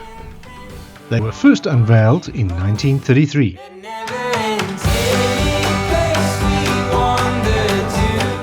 We can see by the traffic that we're nearing Skukuza.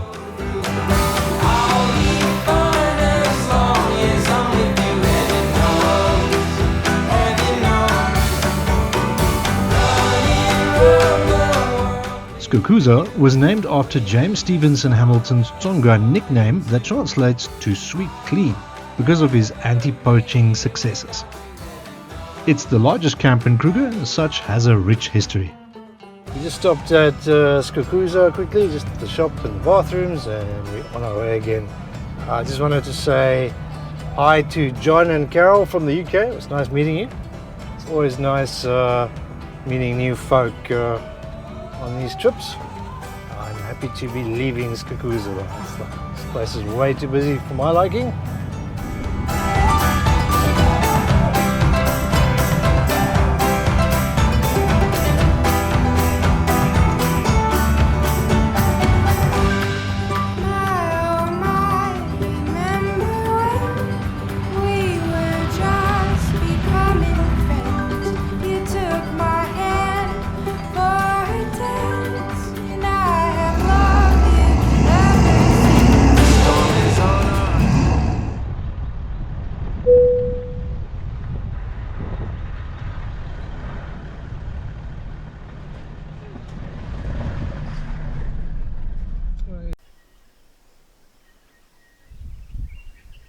We're at Pretoriuskop.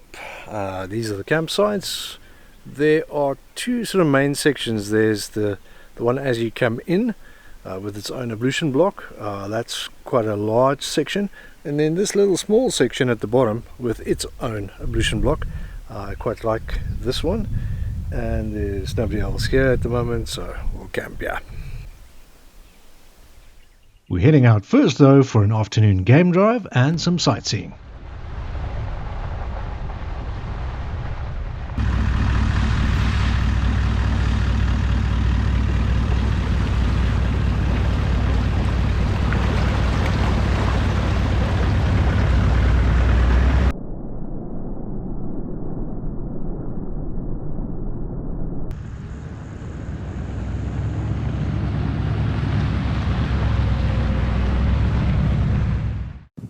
No Kruger Park history would be complete without this guy. This is Jock. Jock was a Staffy Bull Terrier cross, and his owner, Sir Percy Fitzgerald, immortalized him in a book called Jock of the Bushveld. Jock of the Bushveld is one of my favorite books.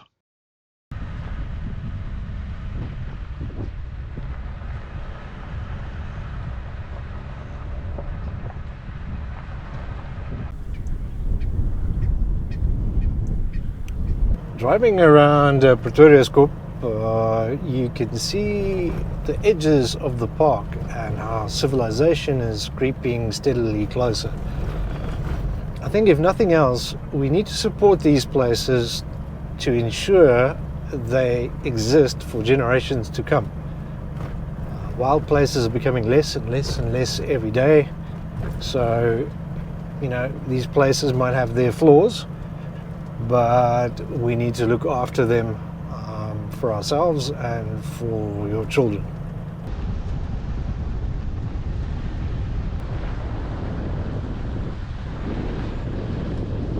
We just circled Mount Pretoriuskop. I see that's been taken off the map, but you can still access it. This is where Pretoriuskop camp gets its name from. It was named after the voortrekker, which is one of the early settlers, Willem Pretorius. They used the koppie, which is like a rocky outcrop, to station transport riders, and they picked that location because it's high to get away from the tsetse flies and malaria-ridden mosquitoes, and that's where the Pretoriuskop rest camp gets its name from. We didn't see much game, but the scenery in the area is great.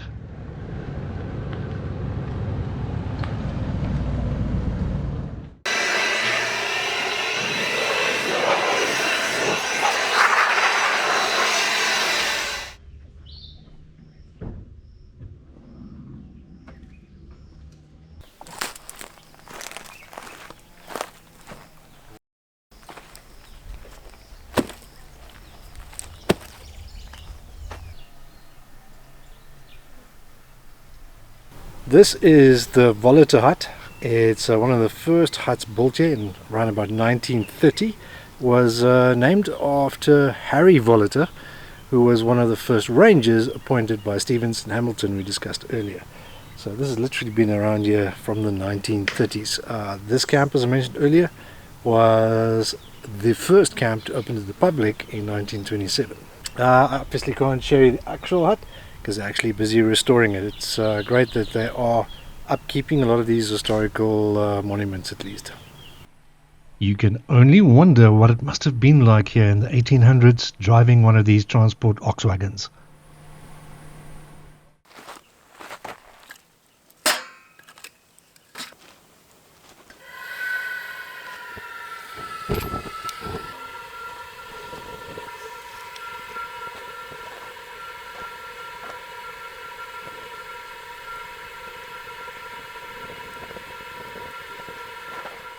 So tonight you're taking a break from braaiing. We've got some wimpy. Who knew Pretoriuskop now has a wimpy? We're very happy.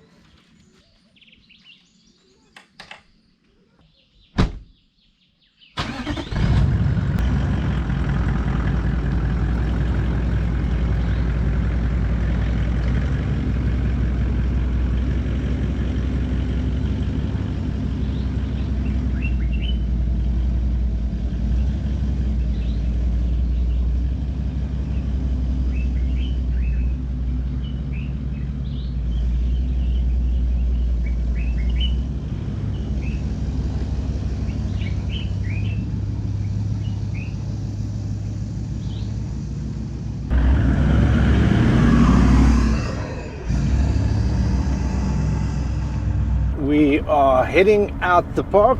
We are visiting the Albacini ruins first. João Albacini was a trader from then Lorenzo Marques, today Mozambique, and there's still remnants of the original homestead left there, so we'll show you that just now. And of course we'll see if we can get any game on the way. We didn't see much yesterday afternoon, and the day before there's lots of sightings, so it's just luck of the draw. Yeah. What did you think of Pretoriuskop? Yeah, I like Pretoriuskop. I like the stands to the sleeping. Bathrooms are great. So yeah, I would come back here again, definitely. Yeah, the sneaky wimpy also was quite a treat. That's good. Alright, so we've got about an hour's drive. We'll, like I said, stop at those Albacini ruins, and then head out the Pabeni gate. I did mention before, I don't recommend using the Numbi gate. And then we're off to the Voetpadkloof. Haven't been, so it's as new to us as it'll be to you.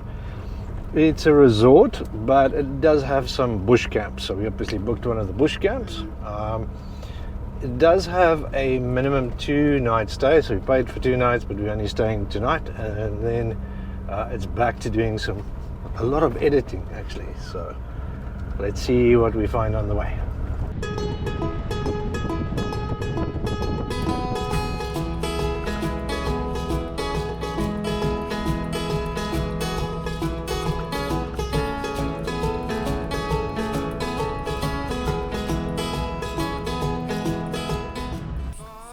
So these are the Albacini ruins.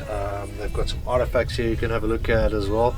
So do yourself a favor, read up about the trading history, especially trading posts of the era. Very interesting history.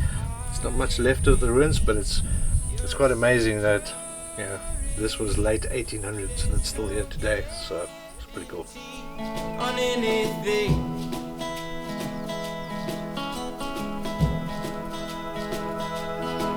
And I'll take care of you along the way.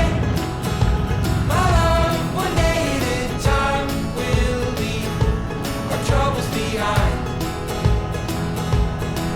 And you'll take care of me along the way. My love, one day at a time, will leave our troubles behind.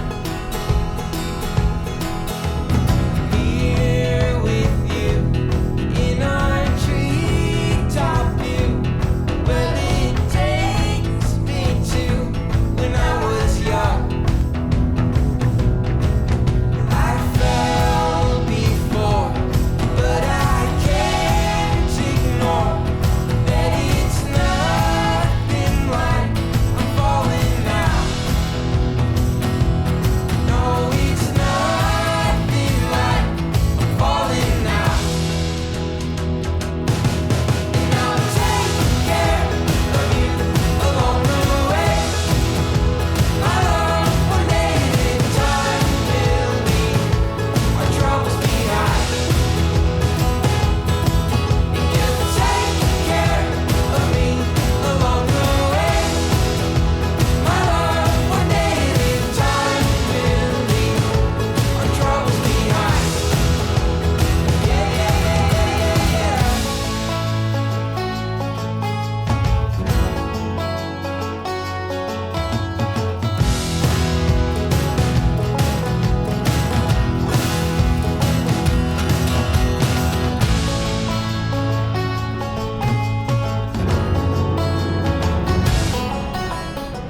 Turns out the Voetpadkloof is just off the N11. So we just drove this elaborate gravel road, and then we got like a little piece on the N11 and then we turned into the resort. So not complaining though, that was a stunning road actually. So yeah, that's quite funny. So the Voetpadkloof is a resort, and it looks to have everything like super tubes and swimming pools and whatnot. So I think if you're into that sort of thing, especially for kids, that's great. But it does have a few bush camps. That's why we're here. So we'll be staying at the bush camps, and we'll show you what that looks like just now. Troubles behind,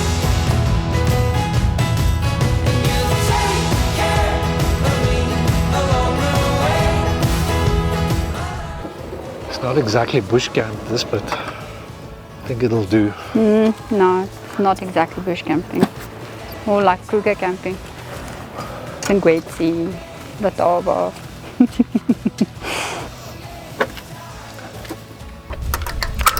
What did you think about our trip? Yeah, I think it was good. I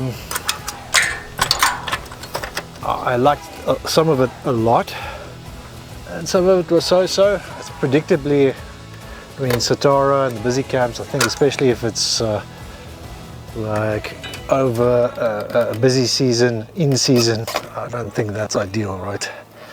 But overall, yeah, thoroughly enjoyed it. You? I enjoyed it. I enjoyed all the new places that I haven't seen.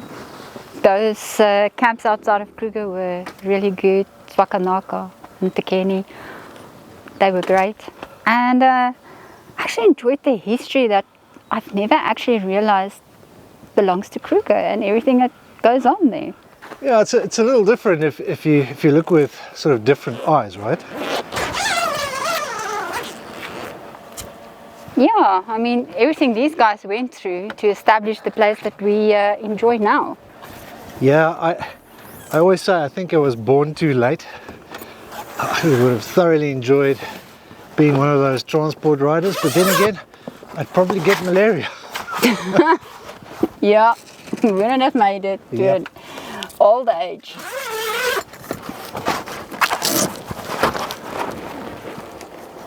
And would you recommend this to overlanders or campers like ourselves?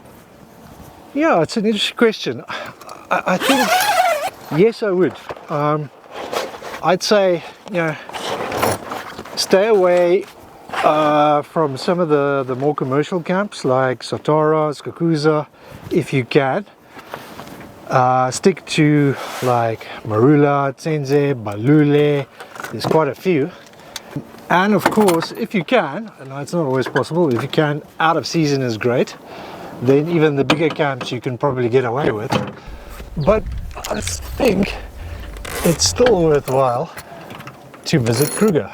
The other thing you can do, of course, is to combine it with, you know, outside camps, like we did with Nthakeni. I mean, that's one of our favorite camps.